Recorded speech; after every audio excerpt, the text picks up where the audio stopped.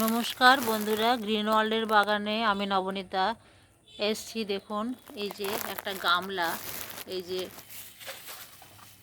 একটা গামলা, এই গামলায় কিছু এই যে পদ্ম গাছের কিছু পাতা শুকিয়ে গেছে এবং নোটে কাটোয়া ডাটা নোটের কিছু এগুলো সমস্ত ছিল। কয়েকটা পাতা পচা দিয়ে এই বেডটা আগে তৈরি করে তারপরে দেখাবো যে কিভাবে আমি এই গাছটার টবটা তৈরি করলাম এবং কি গাছ লাগালাম। একটু স্টেপ বাই স্টেপ দেখাবো, ভিডিওটি স্কিপ না করে একটু ধৈর্য ধরে পরপর দেখুন। আর পদ্ম পাতা বলতে সামনেই দেখাচ্ছি, দেখুন এই যে পদ্ম পাতা, যেই পাতাগুলো শুকিয়ে যায়, উপরে শ্যাওলা ছাতা ছাতা পড়ে যায়, সেগুলো আবার টবের তলায় দিয়ে আমি আবার একটা টব তৈরি করি। যেহেতু মাটি খুব কম থাকে, আমার প্রত্যেকটা জায়গাতেই মাটি খুব কম থাকে, পাতা পচা এবং বিভিন্ন সবজি পচা এই সমস্ত দিয়েই আমার গাছের টবগুলো তৈরি হয়। এই যে এখানে দেখুন একটু সামান্য মাটি আছে, এই যে হাতে তোলা যাচ্ছে। এইরকমইভাবেই হালকা বেডটা তৈরি হবে।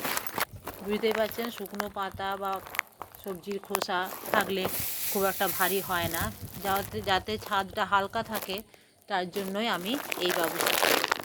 তো স্টেপ বাই স্টেপ দেখে যান কিভাবে কি করছি আর কি গাছ লাগাচ্ছি। এই যে দেখুন এই গাছের এই শেকড়গুলো কেটে কেটে আমি ফেলে দিলাম। এগুলো শেকড়গুলো কেটে কেটে ফেলে দিলাম, তারপরে এগুলোকে একটু এইভাবে কুচু কুচু করে কেটে দিলাম।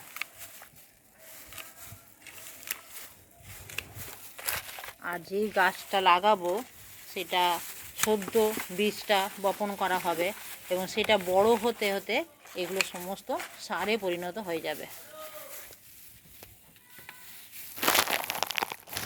তো প্রথমে কাঁচা কাঁচা যেগুলো দিয়েছিলাম, সবজির খোসা, শাক পাতা সব দিয়েছিলাম প্রথমে কাঁচা, তারপরে যেটা দিলাম দেখুন শুকনো পাতা এবং কিছু পাতা পচা।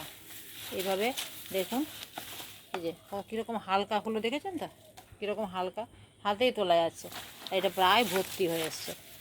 তো এরপরে দেব আমি একটু হালকা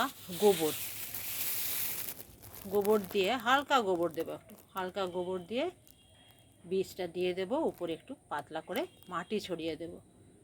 এইবারে যেটা লাগাবো এটা তো কিছুদিন চারা বেরোতে বেরোতে বড় হতে হতে এটা কিন্তু আরও বসে যাবে, 1 মাসের মধ্যে এটা বসে যাবে, আর আস্তে আস্তে এগুলো আরও পচে মাটি তৈরি হয়ে যাবে, আর তখন গাছ ভালোভাবে পুষ্টিটা নিতে পারবে।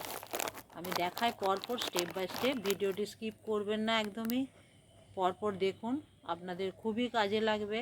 আমরা সমস্ত জিনিস ফেলে দিতাম, কিন্তু এখন আর ফেলি না। এখন অ্যাকচুয়ালি সেই বলে না বাড়ির লক্ষ্মী মেয়ে বা লক্ষ্মী বউ, সেই রকম হয়ে গেছি। তো কাজে কিচ্ছু আর ফেলি না, সমস্ত জিনিসই কাজে লাগাই। এই যে দিয়ে দিলাম। এরপর যেটা করব দেখাচ্ছি।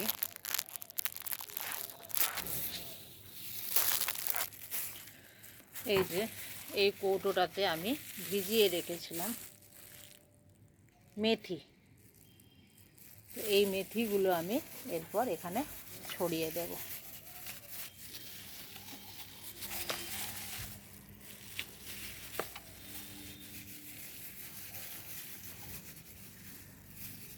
এক জায়গায় পড়ে যাচ্ছে এটা।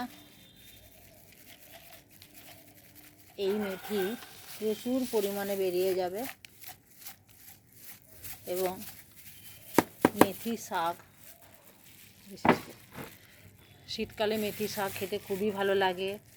এছাড়া মেথির যে পাতা, যে শাকের যে পাতাগুলো, সেই পাতা দিয়ে পরোটা এই সমস্ত খেতে খুবই ভালো লাগে। পরোটা বানিয়ে শীতকালে মেথি পাতার পরোটা আপনারা করে একবার দেখবেন। মেথি পাতাটাকে সেদ্ধ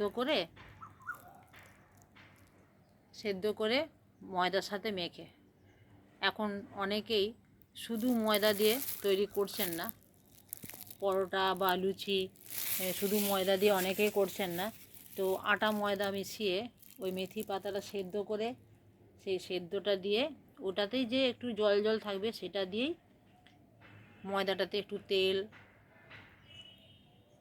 একটু সামান্য হিং দিয়ে ওই মেথি পাতাটা দিয়ে ময়দাটা মেখে নেবেন। মেখে নিয়ে পরোটা খুবই সুন্দর লাগে খেতে। এছাড়া লুচিও হয়, তো এটা তেল দিয়েও বেলতে পারেন, আবার আটা দিয়েও বেলতে পারেন।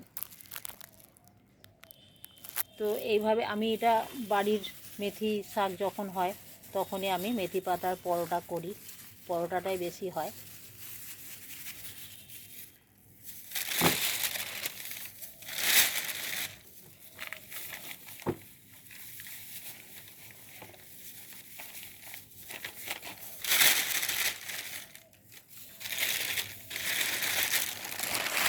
এটাতে অল্প মাটি আছে,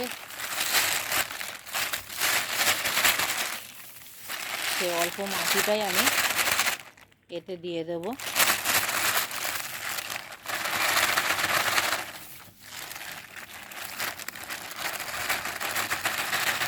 এই প্লাস্টিকটা ছিঁড়ে গেছে,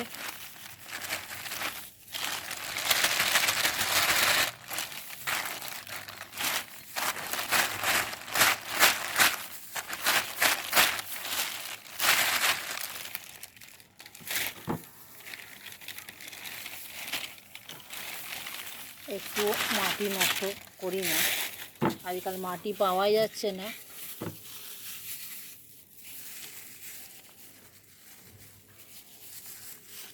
আর একটু মনে হচ্ছে লাগবে মাটি, এখনও ভালো করে ইয়েটা দেওয়া হয়নি, দেখা যাক আর কোথায় একটু মাটি পাই দেখি। এখানের মাটিটা একটু ঝুরঝুরে আছে, তো এই মাটিটা নিয়ে নিই। এই সমস্ত মাটি কিন্তু আমার ওই পাতা পচা দিয়ে তৈরি।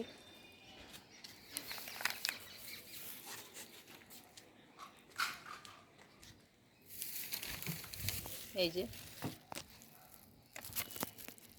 এটাতে ঢেলেছিলাম, এবারে একটু এগুলো ঢাকা দিয়ে দিই। যেহেতু মাটিটা ভিজে ভিজে আছে, আমি এই জন্য আর এটাতে জল দেব না।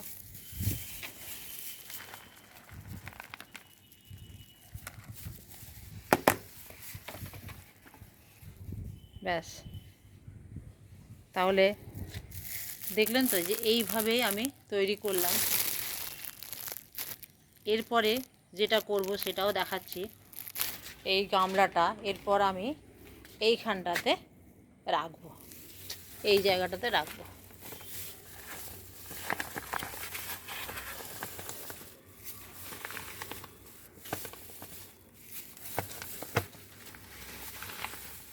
প্লাস্টিক দিয়েছি, আমার এই গ্রিলগুলো এখনও রং করা হয়নি বলে যাতে জল না বসে, যতটুকু করা যায় প্রোটেকশান, এই আর কি। তো এইখানটাতে আমি গামলাটাতে রেখে